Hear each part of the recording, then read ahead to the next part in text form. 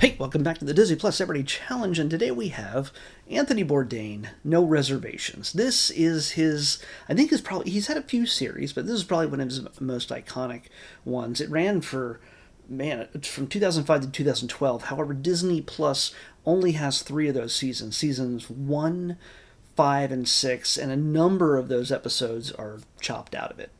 But he's Anthony Bourdain. If you've watched his show before or ever seen him in public, he's not a guy who pulls a whole lot of punches. He's funny, acerbic, fairly obnoxious, but also a little homophobic at times. It seems he's also just he revels in just complaining about some of the situations he's in. This is again, since it's in 2005, it has this whole rough early 2000s, late 90s look. I almost thought, considering the title, the theme music, and everything else, that this was from the 90s. It's a 4:3 aspect ratio, so it's not widescreen at the start. Yeah, it's.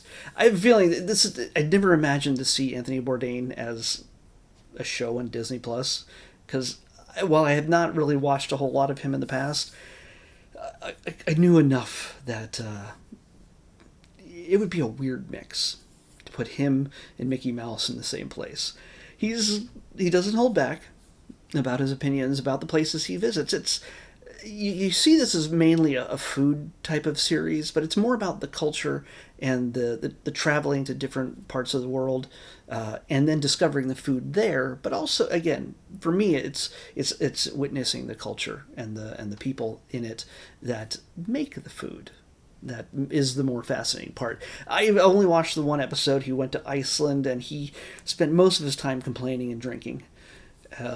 He tried some food and he hated a lot of it, but he did. I think he enjoyed some hot dogs in a cart after going out drinking. Because again, if you drink a lot, hot dogs could be the worst thing that tastes the best, like the best thing you ever had. So, I've experienced that. He's I want to see him go to. I want to see him go to Japan. I want to see if I'm going to find the Japan episode. I might watch that one because I was there last year, almost a year now. I was there last year, and it was. I think he would have an interesting perspective on some experiences that I might have had.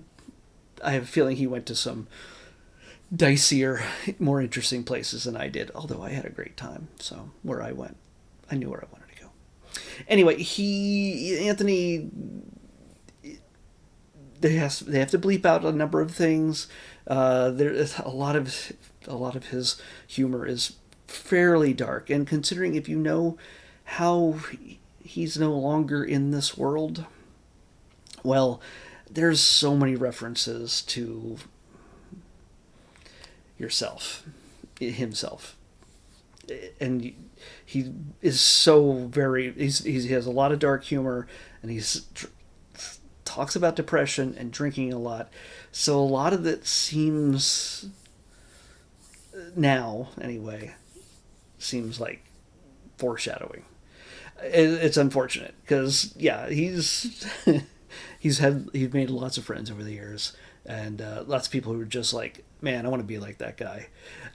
And other people who are like, I don't want to be completely like that guy, but to be able to have this I don't give a crap kind of attitude about whatever he experiences, while also being on camera to make a show that it's meant to be like a travelogue that shows new cultures, new foods, new people, and hopefully have a positive spin on it. It makes it a little interesting that he'd be the one to do this. I think he has a certain reverence for these places that he visits, but it's his humor, it's his dark humor that kind of sets him apart from anybody else going, what a great time we're having here in blah blah blah, whatever city or country that he's in. They're trying to make almost a package, a positive tourist package. He's definitely about the life of this person, of the tourist who seems like they're trapped there. and he's making the best of it. That's kind of the way it feels like when you're watching this. So yeah, out of that comes a lot of humor, and some of it, again, knowing what we know now, it it just seems like a cry for help. So this is, again, not for everybody. So if you decide to watch this, if you want to look at new cultures and food and things like that through the eyes of a guy like Anthony Bourdain, do so carefully. It's not for everybody, but there's a reason why he's been so popular over the years. So definitely check it out if you're interested for a different take on all of those things. So that's all I can really tell you right now. It's time to pick another episode. 18. Okay. This is somewhat new. I remember seeing this, adding this to the list. Had not been on previous to the last quarter. It came in the fourth quarter of 2025.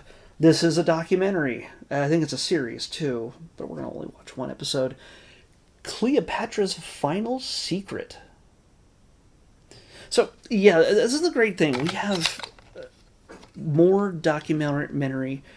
I have four categories, and the one category is documentary, reality, behind the scenes, live concerts, events, and things like that. It's kind of a mishmash. I really didn't know the diversity of the things I'd be watching further down the line when I created this series, so I just sort of grouped certain things. There was a majority of documentaries more than anything else. Reality shows are still kind of new on Disney Plus to a certain degree, and I am not loving it, but it's allowing my series to go an extra couple months longer. There are more documentaries and reality series, like this one, than the other three categories combined, which are movies, scripted series, and shorts and specials. So the good thing is that there's a great bit of diversity in so many of the documentaries, and this is another one. Cleopatra's Final Secret is what we're watching on the next Disney Plus Everyday Challenge. I'll see you back here tomorrow with that. Bye.